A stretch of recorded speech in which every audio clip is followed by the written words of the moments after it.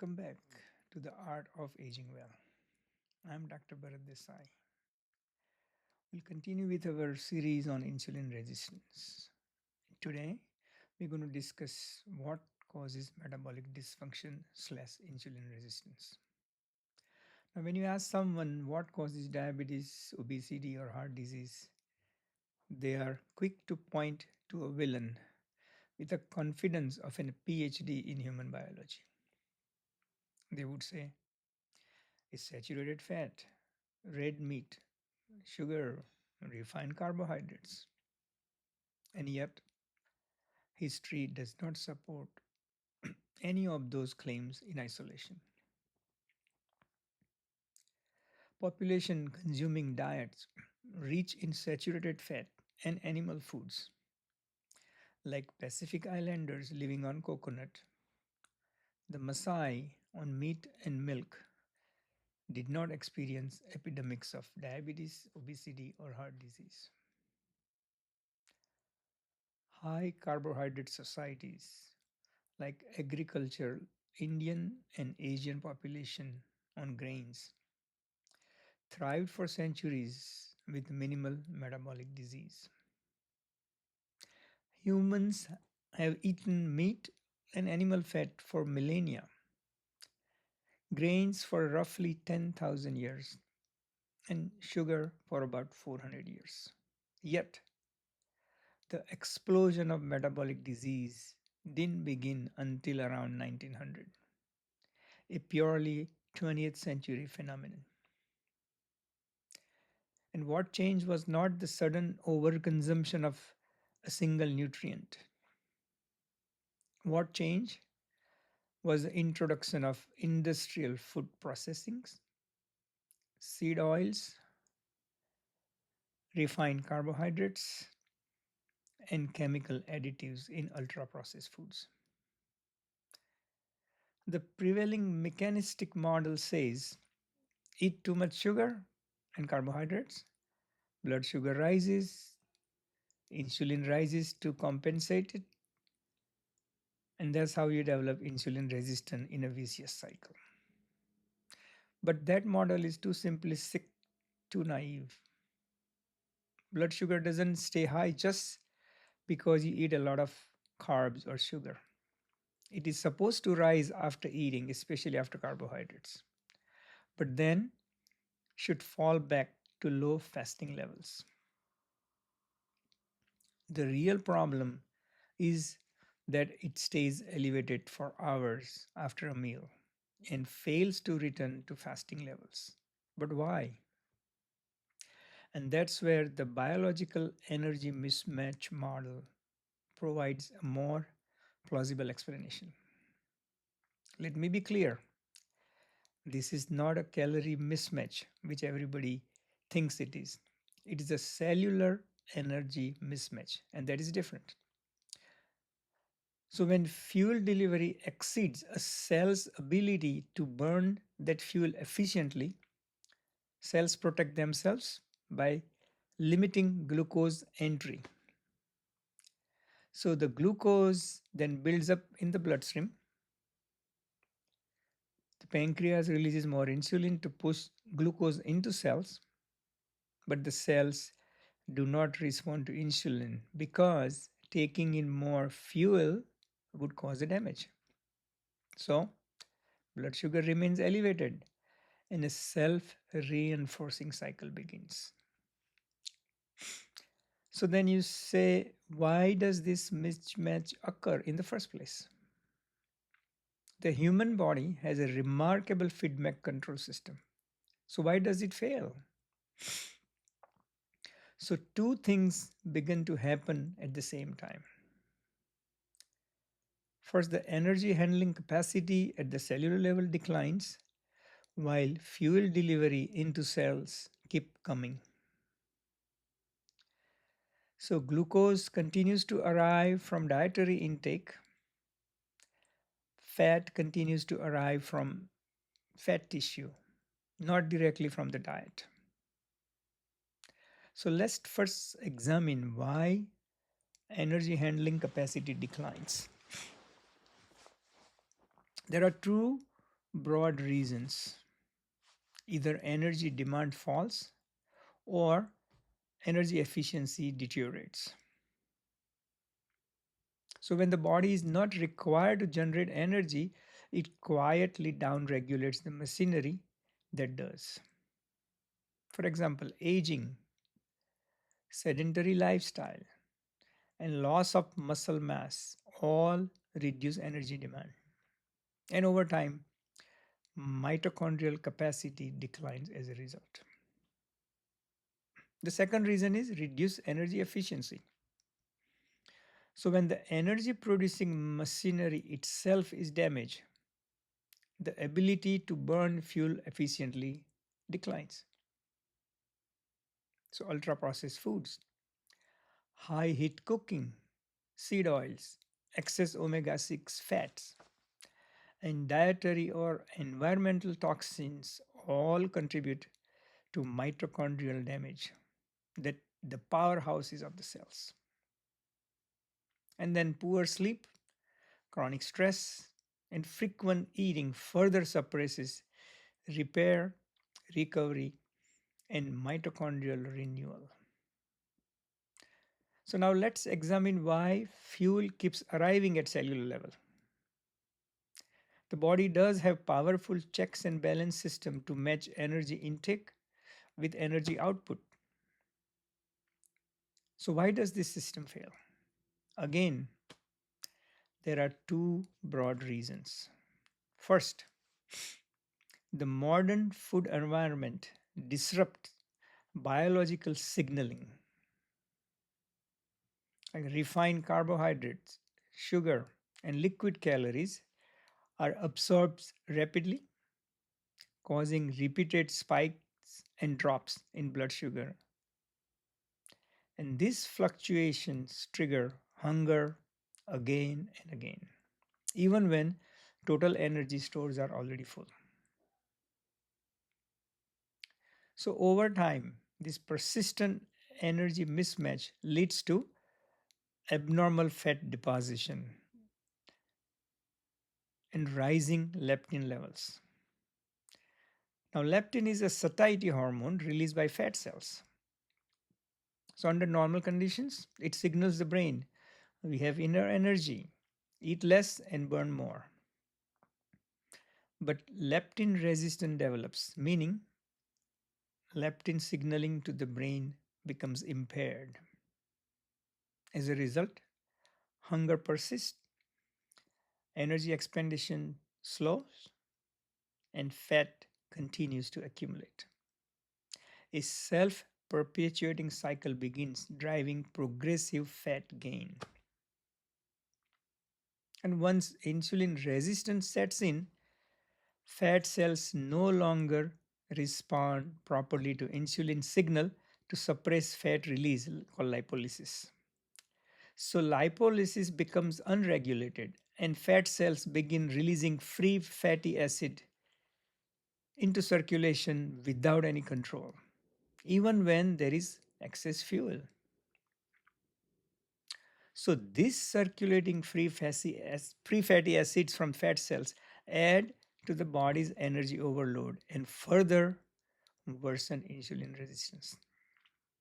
Now, contrary to common belief, and even among physicians, this excess fat fuel does not come directly from dietary fat. It comes primarily from the uncontrolled release of stored fat from adipose tissue. And the second reason, appetite control is not absolute. So, human appetite has always included a behavioral layer on top of biology. So, biology has not total control on appetite. And that's why people can deliberately overeat. And that's how actors gain large amount of weight in short periods when required. And modern food environments exploit this vulnerability. Highly palatable food, like processed foods, engineered combination of perfect sugar, fat, and salt train behavior, and activate reward pathways, dopamine signals. Over time, eating becomes cue driven and habitual, not hunger driven. So the stress, social cues, convenience, availability, and economics override true energy needs. So intake continues even when the body already has enough fuel. So now that you understand how and why insulin resistance develops, let's look at what actually drives it in the real world. So every one of these culprits, which I'm going to talk about, acts in one of the two ways. It either reduces the body's ability to handle energy or forces more fuel into the system that can handle it. Number one, my list, fried food and high heat cooking. So this isn't about fat itself, it's about what happens to the fat during cooking. So high heat causes fat oxidation and more precisely lipid peroxidation, producing toxic byproducts that damage mitochondria and cell membranes and thereby impair energy production. This happens to all fats when heated and especially overheated or repeatedly heated, but it's worse with polyunsaturated fatty acid, PUFA. And seed oils are the worst of worst. They are especially problematic because many of them are already oxidized in the factory before cooking. So repeated high heat cooking also triggers browning reactions, what we call barbecuing type of reaction, where you form advanced glycation end products, AGEs. So like hemoglobin A1C really reflects glycation of RBC. So the same chemistry occurs throughout the body where AGEs damage your proteins, contribute to skin sagging, cataracts, and accelerate aging. That's why fried foods and aggressive high heat cooking are the most powerful drivers of metabolic dysfunction, independent of calories. Number two, ultra processed foods. Ultra processed foods is not real food, it's industrially produced edible substance. So UPF, we call it, they delivers energy fast, spikes sugars and insulin, disrupts gut to brain signaling, and blunt insulin and leptin responses, and weakens the brain's ability to sense fullness. So when it comes to ultra processed foods, people get stuck fighting over semantics, over how to define ultra processed food. Is butter ultra processed? What about cheese? What about yogurt? But that debate completely misses the point. Ultra processed food should be defined by its biological impact, not by labels or by how many steps it took to make it. So the food becomes problematic when it is engineered to overwhelm normal physiology. When it's rapidly absorbed, hyperpalatable, low in satiety, and disruptive to metabolic signaling. So these foods distort hunger cues, bypass the body's natural brakes, and drive fuel delivery far beyond what cells can safely utilize. Number three, refined carbohydrates and liquid calories. So refined carbohydrates, which is your bread, pasta, pizza, and sugars are absorbed rapidly, causing sharp spikes in blood sugar and insulin. And these surges are often followed by rapid drop in the blood sugar, which triggers hunger soon after eating. Liquid calories, such as fruit juices and sweetened beverages, bypass normal chewing and gastric satiety signals, making it easy to consume large amount of energy with little fullness. Number four, constant eating. Humans did not evolve to eat all day. Frequent meals keep insulin elevated, lock cells into storage mode, and suppress cellular cleanup and recycling. So, even healthy food eaten constantly matters.